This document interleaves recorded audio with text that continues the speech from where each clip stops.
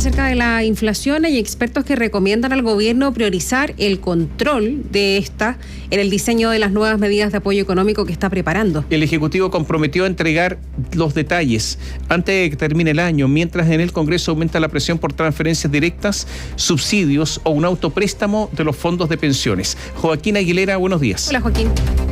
Hola, buenos días. Sí, antes de que termine el año fue lo que dijo como plazo autoimpuesto el ministro de Hacienda, Mario Marcel, el periodo en que deberían conocerse los detalles de nuevas medidas de apoyo económico que, tal como se ha confirmado, está preparando el gobierno, y lo dijo en ese momento, más allá de en qué momento concreto se vayan a poner en marcha las políticas que deberíamos conocer, medidas de las cuales todavía no hay detalles, quedando solamente algunos días para que termine este año, solamente algunas definiciones centrales, por ejemplo, el hecho de que transferencias universales ya no serían justificadas como si lo fueron, por ejemplo, durante la crisis sanitaria que se produjo a propósito de el COVID-19. Se está trabajando en algunas cosas nuevas, fue lo que dijo también el ministro Marcel, pero lo cierto es que en el Congreso ya empieza a aumentar la presión porque sea el Ejecutivo quien haga nuevos anuncios y se haga cargo de apoyar a los hogares en este contexto económico. De hecho, en la propia bancada del Partido Socialista, en la Cámara de Diputadas y Diputados, ya entregaron un listado de propuestas apuntando, entre otras cosas, a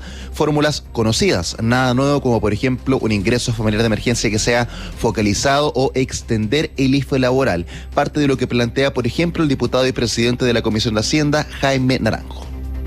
Esto evidentemente apunta a todas aquellas personas que están bajo el 60% de la ficha de vulnerabilidad.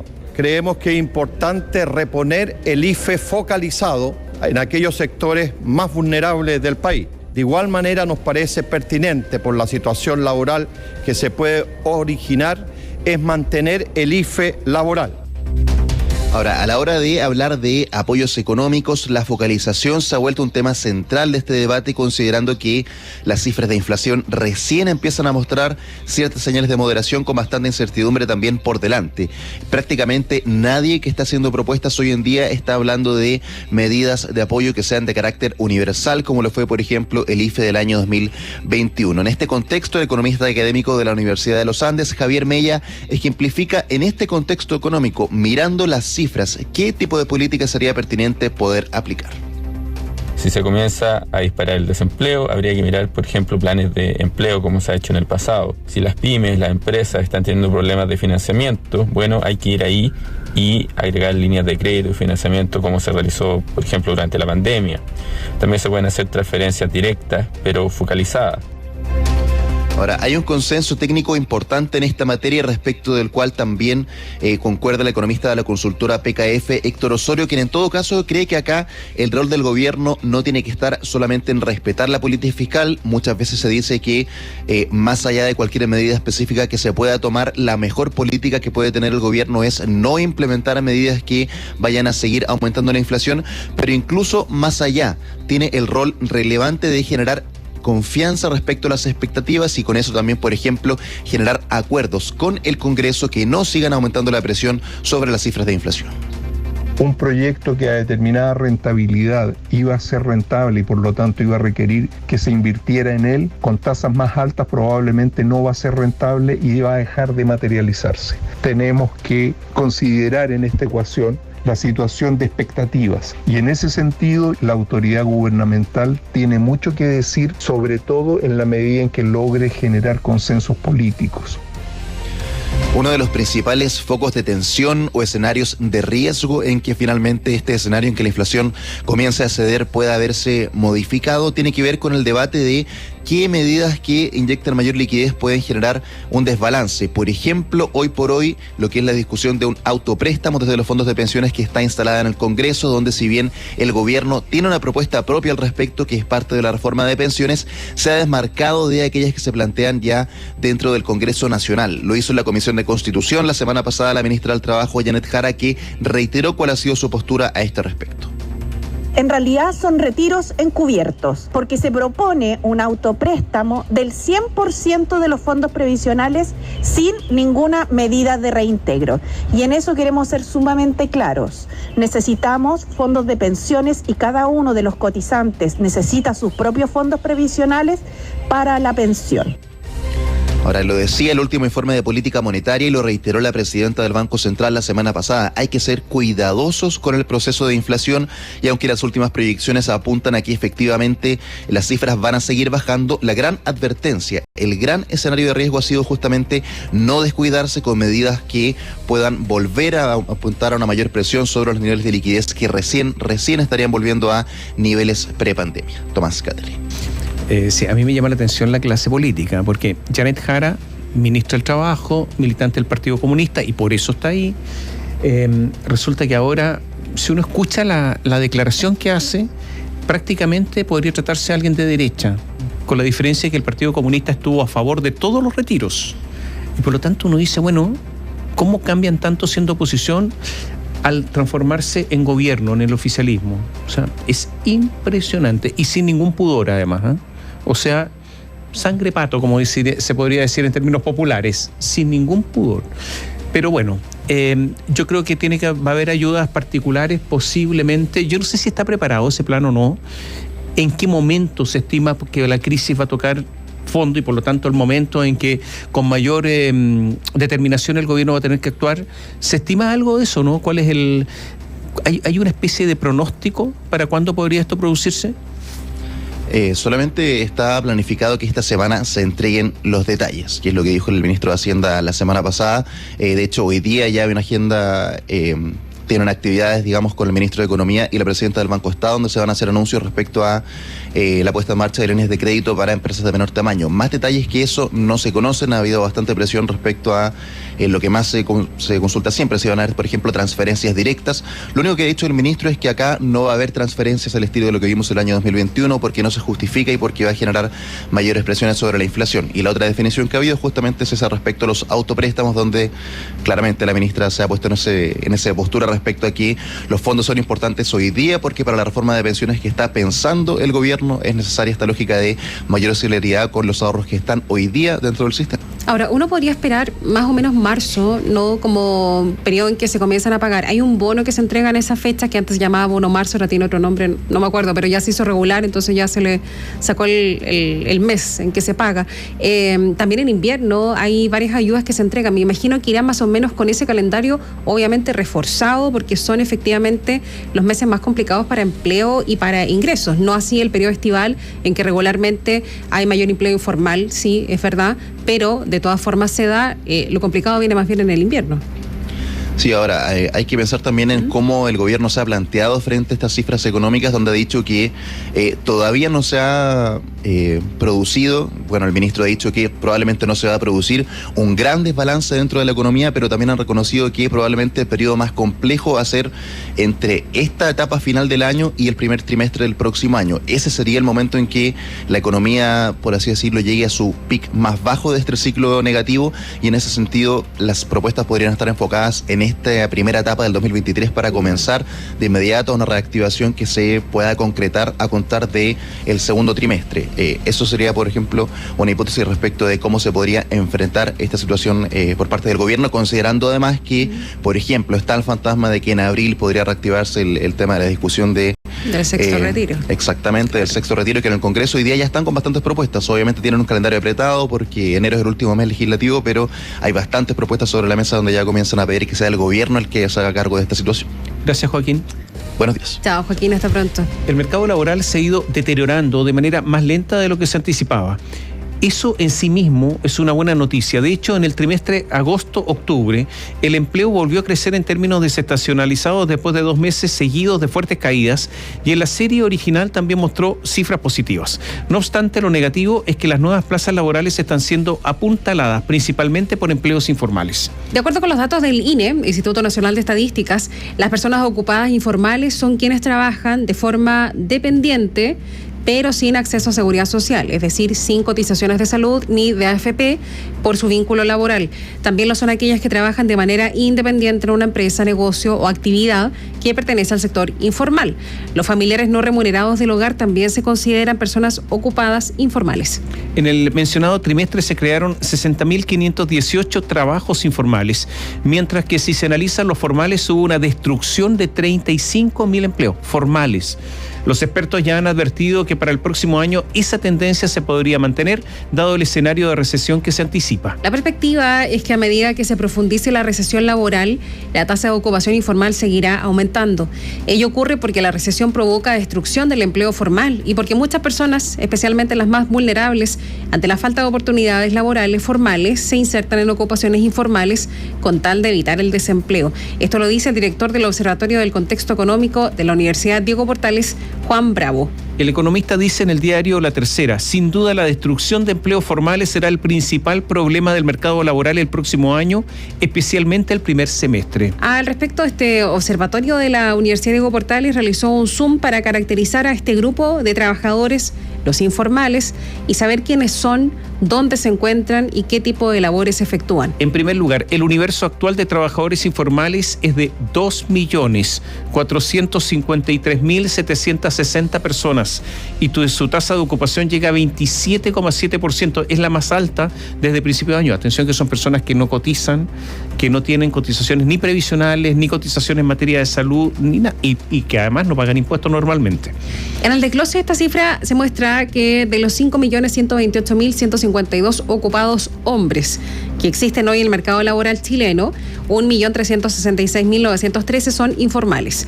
Y de las 3.741.172 ocupadas mujeres, 1.086.847 son informales.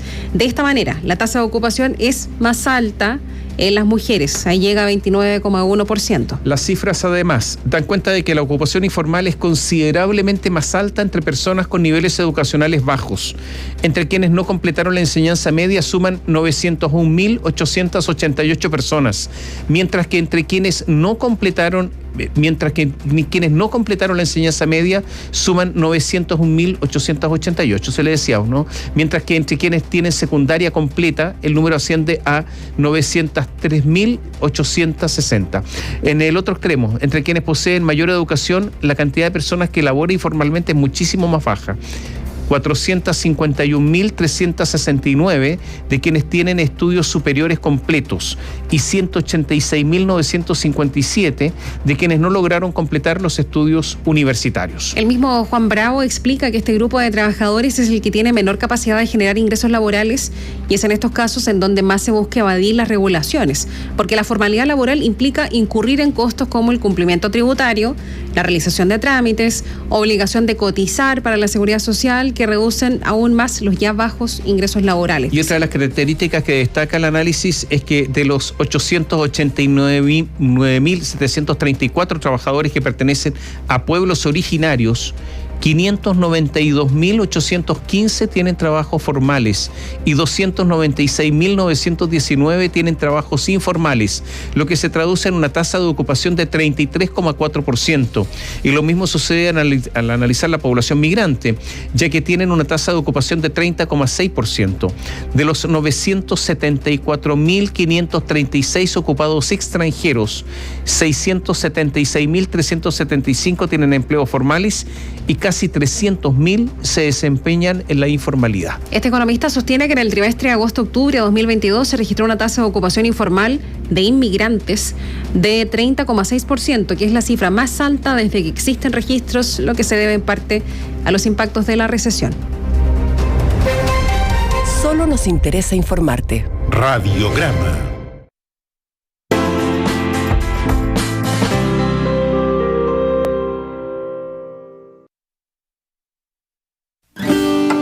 Datos, cultura y entretención.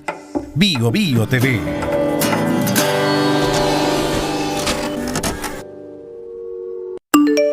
WhatsApp Bio Bio, más 569-9200-7888.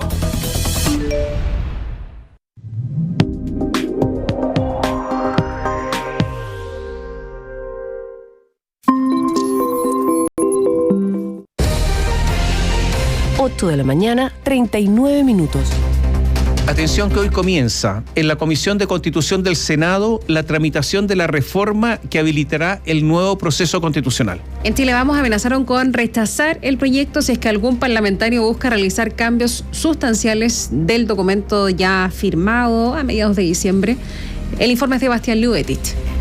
La última etapa antes de dar pie al proceso constitucional, la tramitación de la reforma, comienza esta jornada con la sesión de la Comisión de Constitución del Senado.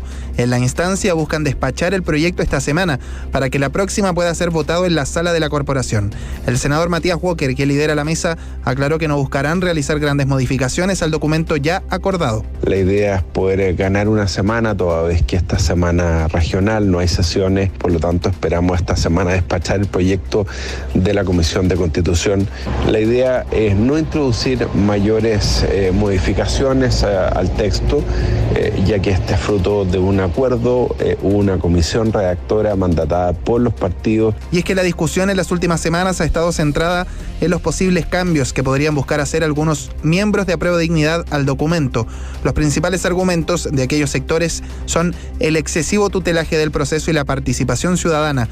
Ante eso, el diputado de la UDI, Jorge Alessandri, sostuvo que Chile Vamos no lo va a permitir. Debiéramos pensar en lograr los votos necesarios para sacar el acuerdo 4/7. No intentar sumarlos a todos porque nunca van a estar todos contentos.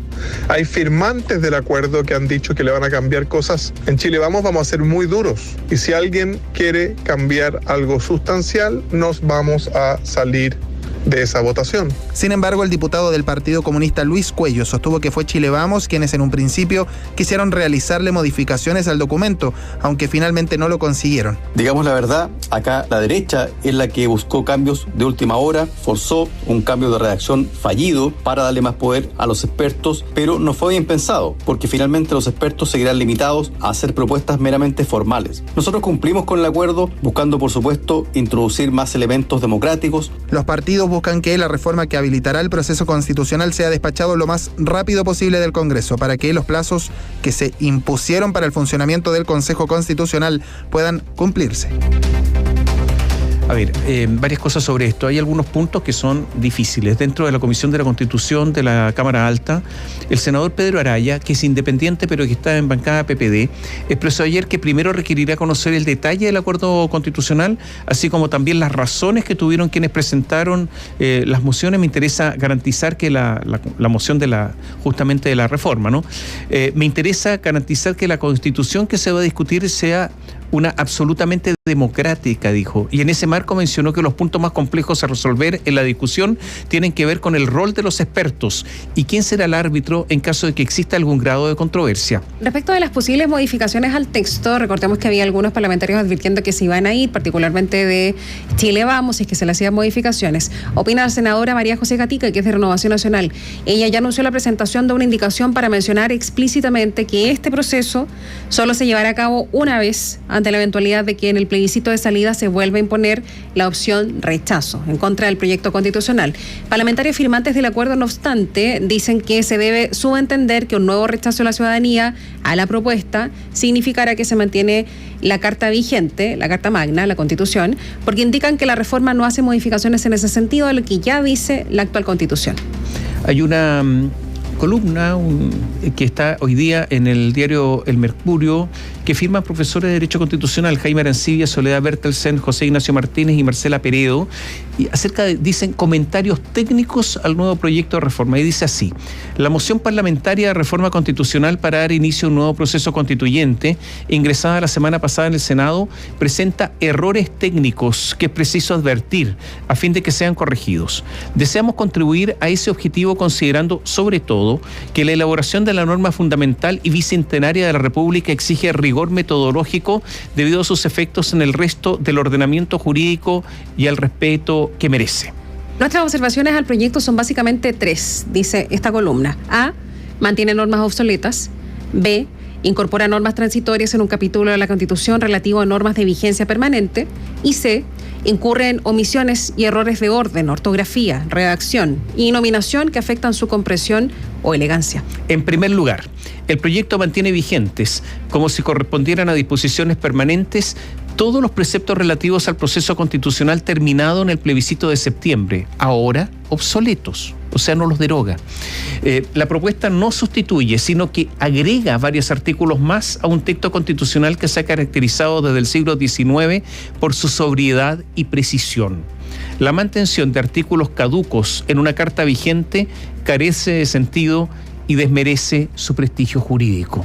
Segundo, dado que el procedimiento propuesto no es permanente, sino único y contingente, plagado de fechas específicas, no se comprende por qué está regulado en las disposiciones permanentes y no en las transitorias. Con este paso, Chile pasaría a ser un caso anormal de regulación constitucional de lo transitorio como permanente. Proponemos, por tanto, que todas las disposiciones relativas a este proceso sean transitorias, sobre todo porque no existen diferencias de quórum que justifiquen una opción diferente. En tercer lugar, el proyecto omitió mencionar el efecto jurídico en caso de desacuerdo definitivo entre el Consejo y la Comisión Experta o de votación en contra de la propuesta en el plebiscito de salida. Omitió también la exigencia del Acuerdo por Chile de que los expertos tengan una indiscutible trayectoria profesional, lo que afecta sustancialmente los requisitos para acceder al cargo.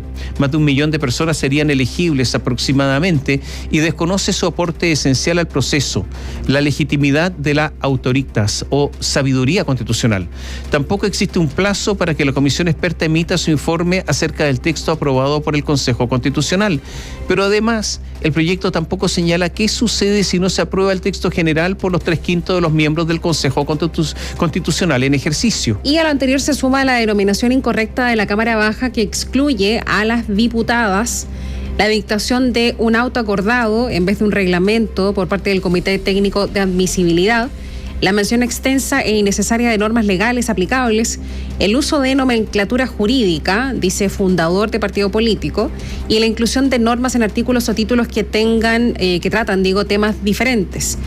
Por ejemplo, lo que tiene que ver con escaños para pueblos originarios en el artículo 144 o el apoyo financiero en el título sobre comité de admisibilidad. Y también el centralismo en las instancias de coordinación de participación ciudadana. Llama la atención, dicen estos abogados, también que se convoque al Congreso Pleno a un acto público en que se jurará la nueva Constitución antes de su publicación. Como se ve, se trata de efectos técnicos importantes del proyecto de reforma constitucional que deberían ser ahora corregidos en tramitación. Hay una publicación en nuestra plataforma digital biobiochile.cl respecto de la encuesta CADEM en relación siempre al proceso constitucional. El 83% de los chilenos apoya en promedio las bases institucionales y fundamentales del acuerdo constitucional, según la última edición de la encuesta CADEM. Un 64% manifestó estar de acuerdo con que Chile necesita una nueva constitución, mientras que un 33% dice que está en desacuerdo. Sin embargo, pese a que el 64% está de acuerdo en que se necesita la nueva constitución, solo un 38% de los consultados dijo estar muy interesado en el nuevo acuerdo constitucional y un 26% algo interesado y un 35% poco o nada. En este contexto, dice la CADEM, el 89% está de acuerdo con que Chile es un Estado social y democrático de derecho, cuya finalidad es promover el bien común. 88% con que Chile protege y garantiza la libertad de enseñanza y el deber preferente de las familias de escoger la educación de sus hijos. 87% con que Chile protege y garantiza el derecho de propiedad. El 82% está de acuerdo en reconocer a los pueblos indígenas como parte de la nación chilena, que es una e indivisible. Y 63% de acuerdo con que el poder legislativo sea bicameral, compuesto por un Senado y una Cámara de Diputados. Eso en cuanto al proceso constitucional, y siempre esta encuesta, la Plaza Pública CADEM consulta acerca de la aprobación del presidente Gabriel Boric. Dice que esta semana se mantiene estable en 30%, con una desaprobación o rechazo de 66%, pero su nivel de confianza cae 7 puntos con respecto a septiembre, llega a 34%.